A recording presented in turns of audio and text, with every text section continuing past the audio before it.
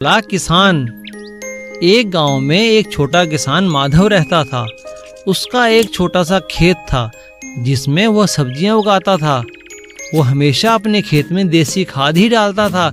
उसने कभी भी रासायनिक खाद का इस्तेमाल नहीं किया।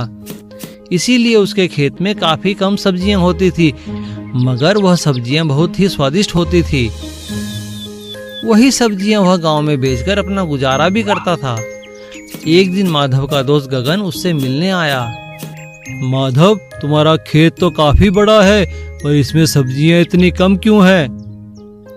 गगन, मैं अपने खेत में पूरी मेहनत से काम करता हूँ, पर फिर भी फसल कम होती है, न जाने क्यों। लगता है तुमने खेत में कीटनाशक और रासायनिक खाद नहीं डाले। नहीं भाई, मैंने तो कभी नहीं डाले। सुना है उनसे काफी नुकसान होता है। अरे नहीं भाई, ऐसा नहीं है। सभी किसान यही डालकर तो अपनी फसल बढ़ाते हैं, तुम भी ऐसा ही करो। गगन की बात मान माधव ने भी अपने खेत में कीटनाशक और रासायनिक खाद डालने शुरू किए। अब उसकी फसल भी अधिक होने लगी और उसका मुनाफा भी बढ़ गया। एक दिन माधव को घर से फोन आया कि उसका बेटा बीमार पड़ गया है। जब वो अस्पताल पहुंचा तो डॉक्टर ने कहा, लगता है तुम्हारे बेटे ने कोई जहरीली चीज खाई है, इसीलिए यह बीमार हुआ है।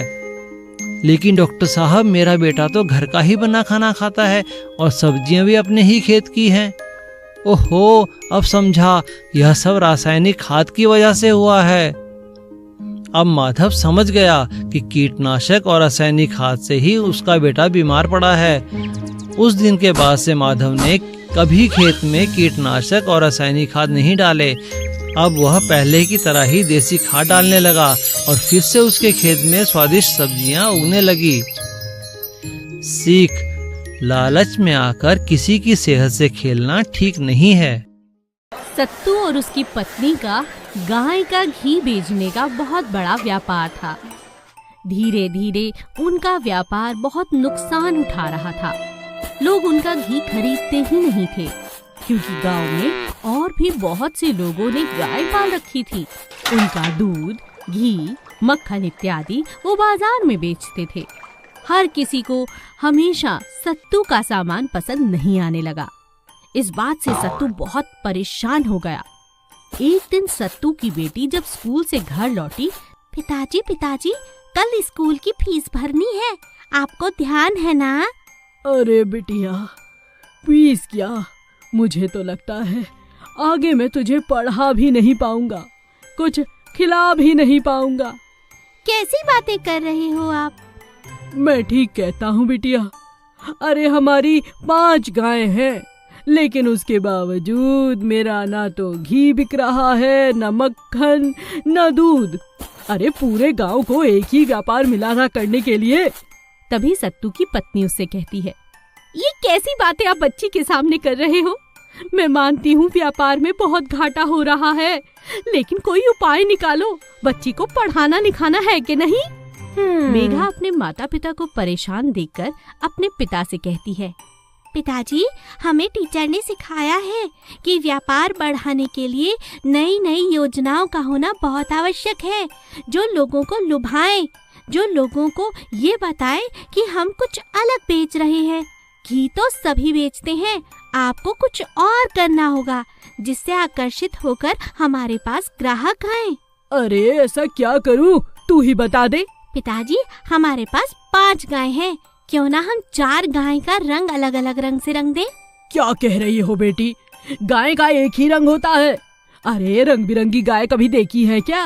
वही तो कह रही हूँ पिताजी।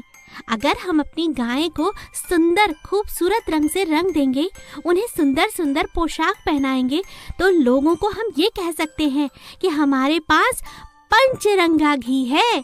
अरे वाह बिटिया, तू तो बड़ी मजेदार बातें करने लगी। मेघा की माँ को मेघा की बातें बहुत अच्छी लगती हैं और वो अपने पति से कहती है, अरे बहुत बढ़िया योजना है, तुम करके तो देखो। सत्तू अपनी बेटी की बात मानकर हर जगह बड़ा बड़ा बोर्ड लगा देता है, पंचरंगी गाय का देसी घी। लोग उस बोर्ड को पढ़ते हैं तो सत्तू के घर गाय का दर्शन करने के लिए जरूर आते हैं। रंग बिरंगी खूबसूरत गायें देखकर हर कोई उनका घी खरीदता है। दिन प्रतिदिन अब सत्तू का घी बाजार में दूर दूर तक जाने लगा। सत्तू का व्यापार दिन दुगनी रात चौगनी तरक्की करने लगा। यह देखकर एक दिन सत्तू की पत्नी अपने पति से कहती है, अरे वाह, मजा ही आ गया। अभी तो हमने अपनी बिटिया को 8वीं कक्षा तक ही पढ़ाया है और इतना बड़ा ज्ञान दे गई हमें। देखो, मैं तो कहती हूँ इसकी पढ़ाई बंद मत करो, ये बड़ी होकर बहुत बढ़िया बिजनेस करेगी। क्यों बेटी, बिजनेस ही कहते हैं ना? हाँ अम्मा।